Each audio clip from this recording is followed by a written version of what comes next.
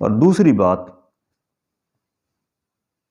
یہ ہے کہ یہ بھی ذہن نشین رہنا چاہیے کہ حدیث کی صرف دو ہی قسمیں صحیح اور ضعیف نہیں، بلکہ حدیث کی متعدد اقسام ہیں۔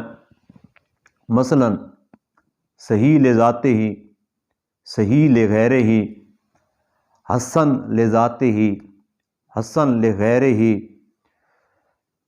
ضعیف، موضوع وغیرہ وغیرہ۔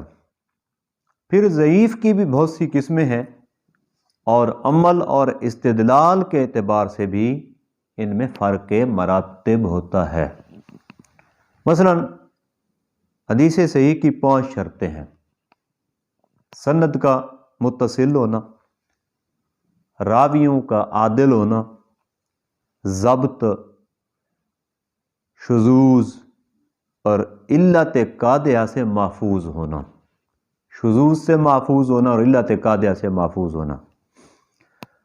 حدیث حسن بھی انہی صفات کی حامل ہوتی ہے، البتہ اس کے کسی راوی میں ضبط کے اعتبار سے معمولی کمی ہوتی ہے، جس کی وجہ سے اس کی حدیث صحیح نہیں کی کہی جاتی، اور نہ ہی اس کو ضعیف شمار کیا جاتا ہے، بلکہ وہ حدیث حسن شمار ہوتی ہے۔ اور حسن کی ایک قسم وہ ضعیف ہے جو تعدد طرق، یعنی کئی سندوں کی وجہ سے، کئی طرق کی وجہ سے قوت پا کر حسن بن جاتی ہے، اور اس کو حسن لغیر ہی کہتے ہیں۔ اور جو حدیث اس سے بھی کم درجہ کی ہو وہ ضعیف کہلاتی ہے، جس کے مراتب مختلف ہوتے ہیں، اور سب سے کم درجہ میں موضوع ہے جو من گھڑت ہوتی ہے۔ اب صحیح اور حسن کے تو قابل استدلال ہونے میں کوئی اختلاف نہیں ہے، چنانچہ ابواب دین میں، تمام ابواب دین میں ان سے استدلال کیا جاتا ہے۔ البتہ ضعیف کے سلسلہ میں علماء کا اختلاف ہے۔ جمہور کی رائے یہ ہے کہ احکام یعنی حلال و حرام کے معاملات میں تو ضعیف کو دلیل نہیں بنایا جا سکتا، بشرطے کہ اسے قبول حاصل نہ ہو، تلقی بالقبول جسے ہم کہتے ہیں، اور حدیث کے علم الحدیث کی اصطلاح کے مطابق اس کے مطابق اور شواہد موجود نہ ہوں۔ البتہ فضائل اعمال میں، ترغیب و ترہیب میں، قصص و مغازی میں چند شرائط کے ساتھ حدیث ضعیف کو دلیل بنایا جا سکتا ہے۔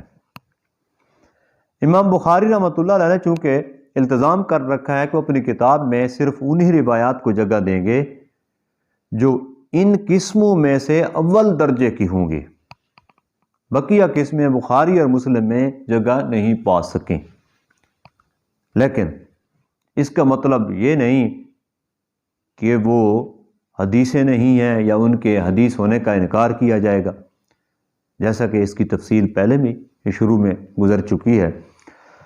بلکہ محدثین کو جو روایات پہنچی انہوں نے ان کو جانچا، ان کے اور رسول اللہ صلی اللہ علیہ وسلم کے درمیان جتنے لوگ اس روایت کو نقل کرنے میں واسطہ بنے، ان کے احوال زندگی، ان کے قوت حفظ، ان کی مہارت، ان کے ضبط، ان کی عدالت وغیرہ کو جانچنے کے بعد اس حدیث پر صحیح، حسن یا صحیح لغیر ہی یا حسن لغیر ہی یا ضعیف وغیرہ کا حکم لگا دیا۔ اگر روایت سب سے اعلیٰ درجہ کی ہوتی ہے تو اس کو صحیح کہہ دیتے ہیں، اگر کہیں کوئی کمی نظر آتی ہے تو اس کو حسن وغیرہ کہہ دیتے ہیں۔ بعض مرتبہ تمام شرائط پائی جاتی ہیں مگر اس کو محض اپنے خاص ذوق کی وجہ سے چھوڑ دیتے ہیں۔ ہاں، اگر اس روایت کے بارے میں معلوم ہو جاتا کہ وہ جھوٹی ہے تو اس کو منکر اور موضوع قرار دیتے اور اسے اپنی کتابوں میں نقل ہی نہ کرتے۔ موضوعات کی کتابیں الگ سے لکھی گئی ہیں تاکہ کسی موضوع روایت کے بارے میں تحقیق کرنی ہو تو اس کتاب میں اس کی تفصیل مل جائے۔ اسی طرح صحت کی شرائط کے لحاظ میں بھی محدثین کے اذواق مختلف ہوئے ہیں۔ بعض ائمہ اس حوالے سے متشدد ہیں، چنانچہ جمہور کے ہاں بعض روایات صحت کے درجے کو پہنچتی ہیں لیکن وہ انہیں بھی صحت کا درجہ نہیں دیتے۔ مذکورہ بالا تفصیل جو پیچھے گزری تفصیل ہے، اس میں اس سوال کا جواب آ گیا ہوگا، اور حدیث کے حوالے سے گفتگو آپ کو کافی سمجھ آئی ہوگی۔ انشاءاللہ اس ویڈیو کے اگلے حصے میں ہم رفع یدین کے حوالے سے جو احادیث ہیں ان کو بیان کریں گے۔ اللہ تبارک و تعالی سمجھ عطا فرمائے، عمل کی توفیق عطا فرمائے۔